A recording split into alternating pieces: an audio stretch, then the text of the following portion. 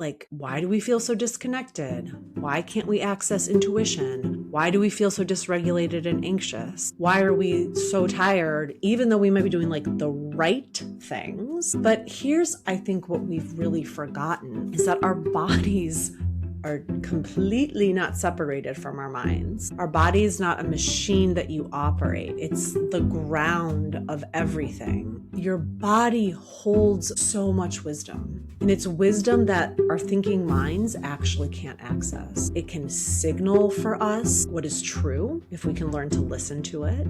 It holds the capacity to regulate our nervous systems and is truly the foundation for presence, resilience, and eventually that sustained contribution that we're all trying to show up for and contribute to the world. So when you're disconnected from your body, in a certain sense, you're disconnected from your life. Hello again, everyone. Rebecca here, Groundwork Collective. So it's March 2026, and I actually just started the first Groundwork Collective Foundations course. So this is a four-week course that I am piloting with a small group of people, and it has been wonderful, but taking a little bit of my time. So I'm trying my best to show up in this space and record and talk about things. But it's just a little bit slower than normal, but not to worry. I'm going to get back to my normal pace soon enough. And the first week of the foundations course, we explored what I call the foundation of the foundation, or like the ground, right? The groundwork of everything, which is meditation. But this week we're exploring movement. And so I felt that I would talk about that here as well. It's starting to get a little bit warmer. We're kind of like in this freeze thaw atmosphere here in the Midwest, but I'm getting out more. To be honest, I go out all winter, so I'm still out in the winter, but it's easier now when it's not -10. And I know that a lot of us are going to be more inclined to go outside and move our bodies. So I wanted to talk about movement today, but not the kind of movement that we're kind of sold by the fitness industry. And really thinking about this optimized exercise not being the same at all as actual embodied movement practice. And don't get me wrong, I exercise, and I exercise pretty hard. I lift weights, I run, but pushing and this just hardcore, push as hard as you can exercise mentality is not the same as somatic movement. Like I said, I do both. We need both sometimes, but confusing the two can keep us really depleted. And the problem is that most of us are only focused on this exercise piece, right? Like we're pushing, we're treating our bodies like as a project that we're managing. We're trying to optimize, discipline, push harder. And again, there are times for that. But there are also times when we are depleted from work, from caregiving, from navigating this chaotic world.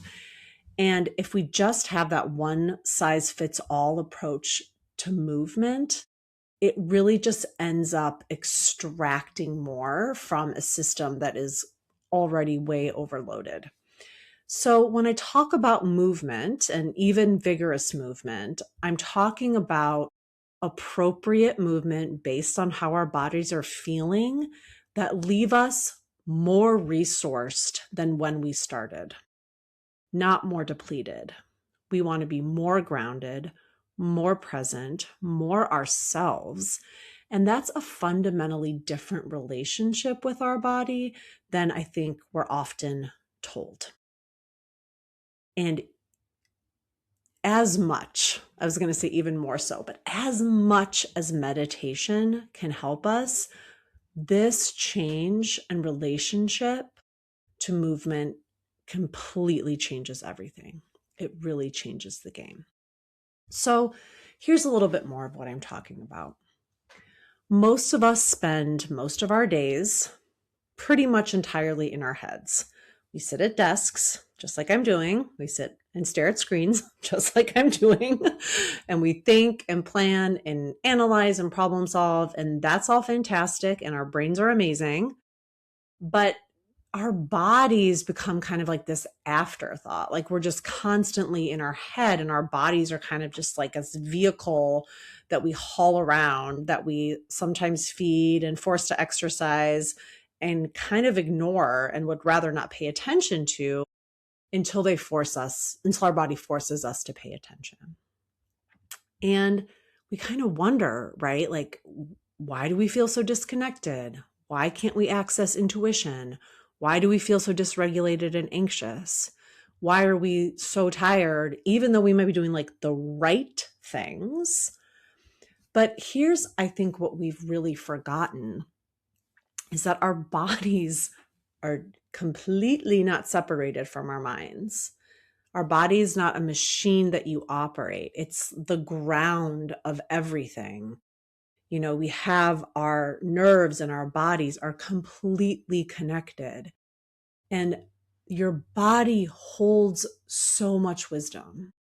And it's wisdom that our thinking minds actually can't access.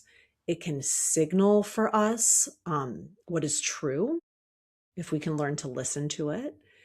It holds the capacity to regulate our nervous systems and is truly the foundation for presence, resilience, and eventually that sustained contribution that we're all trying to show up for and contribute to the world. So when you're disconnected from your body, in a certain sense, you're disconnected from your life. But movement practice in the right way is how you actually come back. So if movement is so powerful, why are so many of us burned out from it or just avoiding exercise altogether? And I think that this has a lot to do.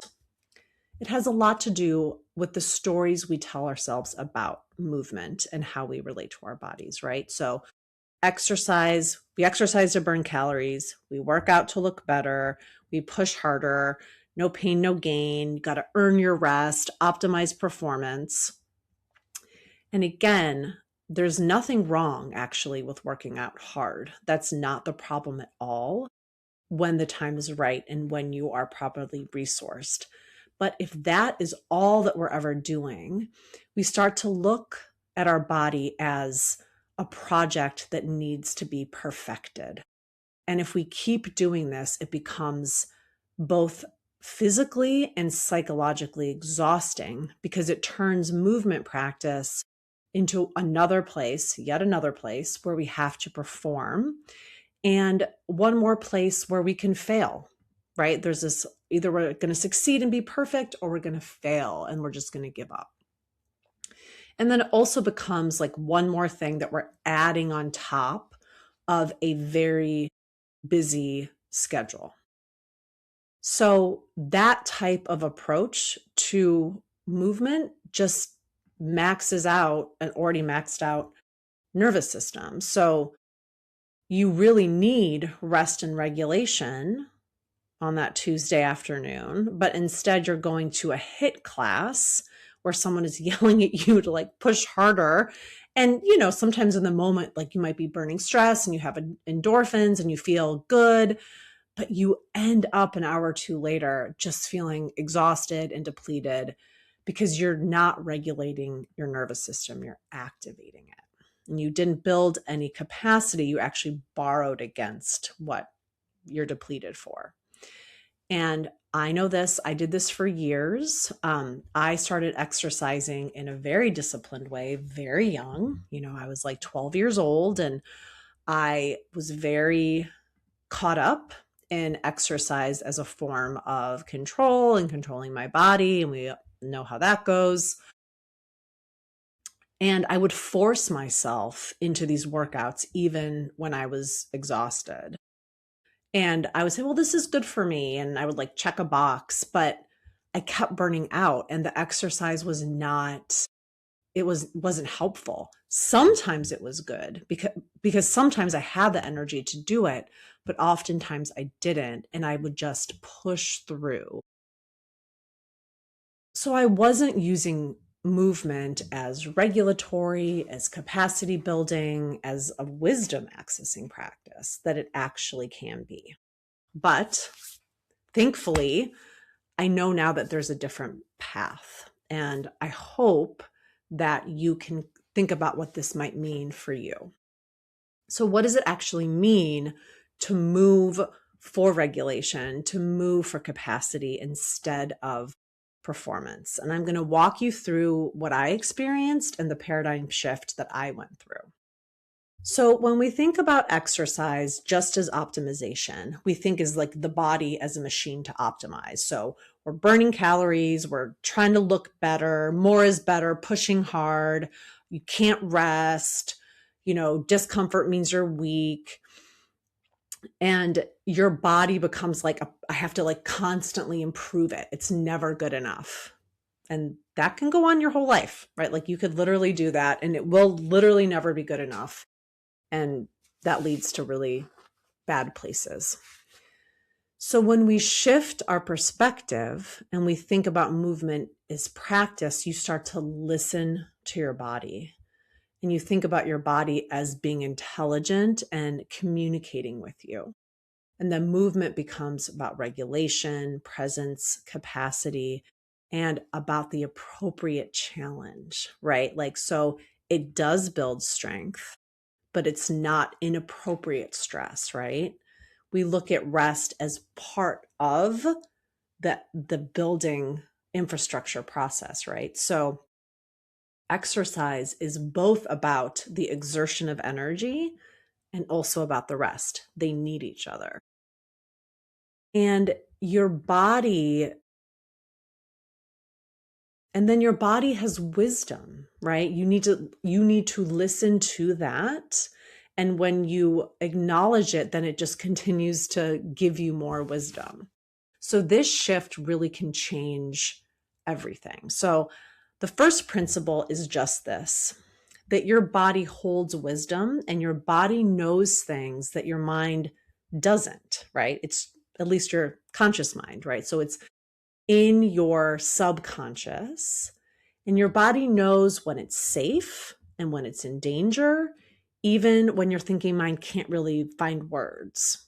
So your body knows when it needs rest, when it can push harder, when it needs to be nourished, when it needs connection. It often knows what is true for you. It's like that gut feeling or the tightness in your chest or the tension or ease in your shoulders when something is right or something is not right. So before making a decision about movement or anything really in life, you can kind of check in with the body and really feel, what is it that I need right now? And the second principle is really regulation over optimization. So again, this might mean keeping those hard workouts or really pushing your movement, keeping it the same, but it also might be pulling back a little bit, whatever your body is telling you, because the point of movement isn't to make your body better, quote unquote. It's to regulate your nervous system so you can be present, grounded, and capable, in addition to making your body actually physically stronger, which then gives you more energy, which then allows you to be present, grounded, and capable. So they really work with each other. So some ways that we can work through energy, not just through exercise, is walking, even shaking, stretching, dancing. And I'll put a lot of these different movement exercises in the text here. But it's, again, shifting from not burning calories, but shifting your brain state, right? From threat to safety. So when you're activated, you can actually, instead of trying to think your way out of it, you can actually use movement to calm yourself down. And as a dedicated meditation practitioner, I actually think that when you're very activated, movement is the way to go. Movement is the way to quickly help your nervous system to regulate. And then after that, you can start thinking about deeper meditation. But it's very powerful. The third principle is that capacity requires challenge and recovery. So I touched on this, but it's that you build capacity through applying the right kind of stress. We talked about this a couple of weeks ago, but it's enough stress to challenge your system, but not so much that it breaks you. But then linked to that is the recovery. And this is true for your physical body to recover, but also your nervous system resilience. So you can challenge yourself, like stretch yourself to your edge, but then also pay attention to the rest that allows your muscles and your mind and everything to integrate. So that recovery piece is so important.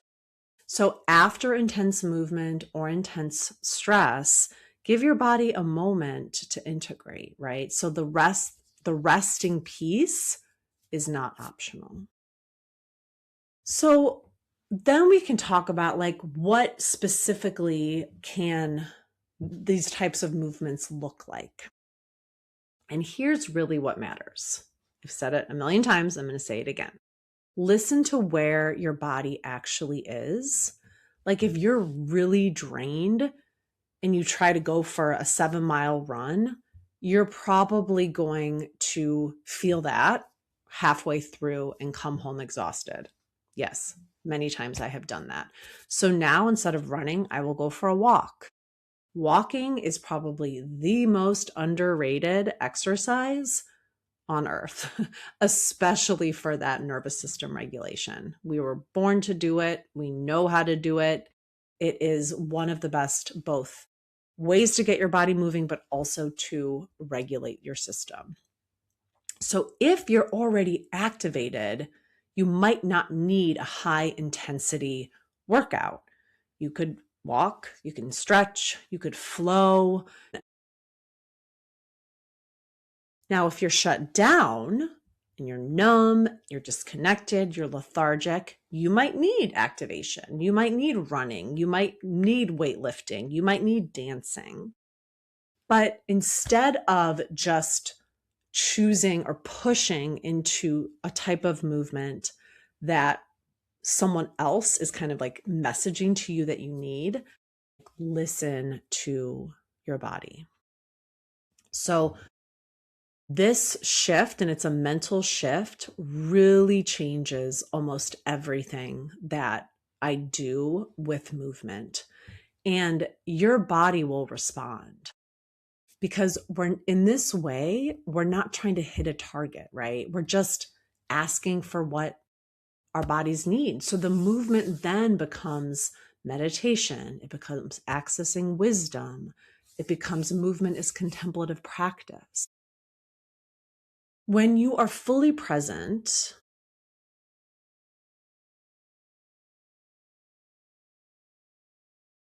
so when it comes specifically to running and walking, which for people that do either of those things, there is something incredibly powerful. It's actually the basis of EMDR therapy. But there's something about the bilateral movement, the left to right rhythm of running or walking that brings the brain into a parasympathetic state. When I walk, try not to listen to tons of podcasts, although guilty sometimes. I do sometimes listen to music, but if I can, 50% of the time, I'm not listening to anything. I do have my phone on me though. And what happens is that when I'm walking, where I'm just listening to nature, I'm listening to the birds, I sometimes have my dog with me. Okay, I have my dog with me a lot. And thoughts just come. I process something, I think of a new idea. And so I write them down or I voice message them on my voice notes. And it's almost overwhelming how many thoughts or solutions or ideas I have on those walks. Because my brain is going into that parasympathetic state, all of the things that have been kind of sitting out here come to the surface or sitting in down in there. So all the things that have been sitting in my subconscious are able to come to the surface. So it is powerful just for processing emotions, all those things that have been circling beneath the surface start to rise into our awareness. So I have come to the conclusion that all of my best ideas, literally all of my best ideas, come when I'm moving, not at my desk, not at a strategy meeting, on a walk. So again, I try to only use my phone for music or for capturing my thoughts. And I don't even look at this as like a bonus of movement anymore. Like I rely on it. Like if we're trying to lead and contribute and create, we need to be able to both be regulated and access that wisdom beyond the analytical mind. And I believe that movement gets us there. Sometimes we have to let it be boring. It's not going to like be crazy, not flashy. It's maybe not going to give you the most dramatic before and after photos, but walking the same trail or the same sidewalk every morning really does something to you. Dancing in your living room, stretching on the floor, boring, but powerful. I'm actually a big fan of boring because boring is very sustainable. Boring is the daily practice that holds everything else up in chaos. Like we could all use more boring. Boring is how you build groundwork. I hate to tell you, but we can start to embrace this.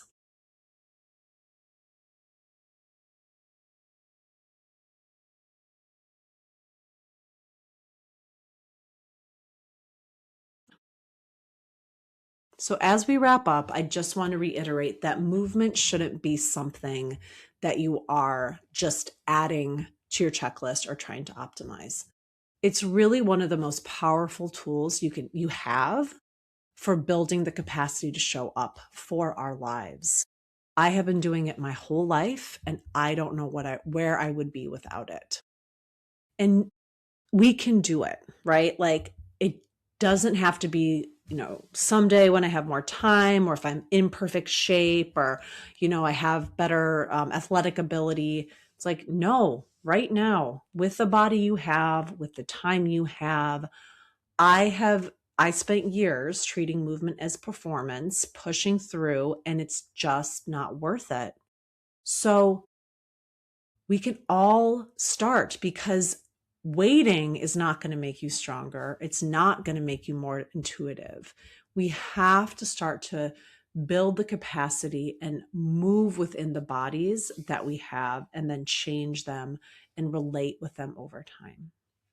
So this is true embodied practice. It's not a luxury for some of us.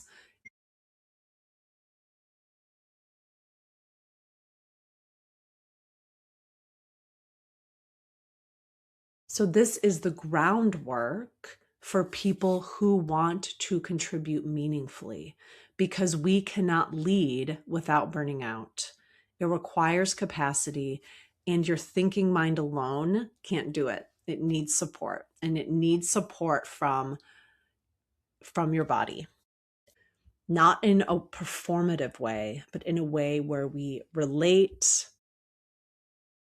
regulate our nervous systems, and to build our groundwork.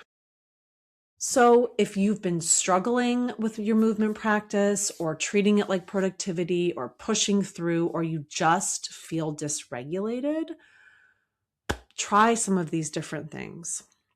I have two specific resources that I'm going to link in the show notes. So the first one is the energy audit, which is a free tool that helps you map where your energy is actually going, including how your current movement patterns are serving you or depleting you.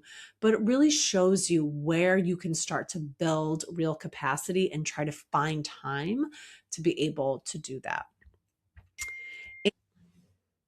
I also mentioned in the beginning that I am piloting a 4-week Groundwork collective foundational course. So if you are interested in taking these practices and making them real in your life, we have the course launching soon. It's going to teach the full 4-part framework: meditation, movement, community, and creativity, to build that foundational capacity. So I'm going to put the link for the waitlist in the show notes. And then you can also always contact me if you want to do a personal discovery call. I have a couple of slots available, not a ton, but if you're interested in doing that, I would love to explore with you. Thank you for listening. I hope that you're able to take away a couple of different practices, or just even think about some of the paradigm shifts around movement and exercise culture. And then next week, we will be talking about leadership. I'm so excited for this conversation. I also have, if anyone's sick of just seeing my face talking, I have some interviews coming up with others that I have worked with and are working in this space. And I'm just really excited to share it with all of you. So until next time, thanks.